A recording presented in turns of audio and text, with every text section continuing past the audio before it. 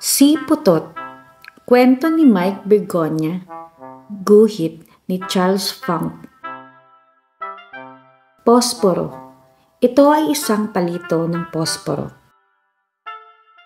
Pluma. Ito ay isang pluma. Mahabang buntot ang pangarap ni Putot dahil maikli ang kanyang buntot. Inggit na inggit siya sa mahabang buntot ng iba at kinahihiya naman ang buntot niya. Mas maikli pa sa palito ng posporo, madalas niyang himutok. Di tulad ng loro, sabi ni Putot, pwedeng pluma ang kaniyang buntot. O di kaya'y ng pusa, ang buntot niya'y dangal ng kanyang amo. Ganon din sa baboy, pansinin sa handaan ang kulot na buntot. Pati ang kabayo, pwedeng brotsa ng panot ang buntot. Mabuti pa ang baka, hikbi pa ni Putot, pwedeng pamaypay ang mahabang buntot. Plak!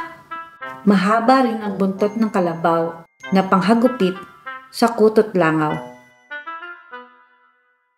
Kahanga-hanga ang buntot ng matsing, nagagawang baging pag naglalambitin. Bakit ka umiiyak, kaibigan? Tanong kay Putot nang nagdaraang bulate. Kasi malas ako, maikli ang buntot ko.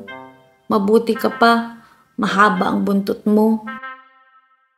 Wah! Biglang iyak ng bulate. Bakit?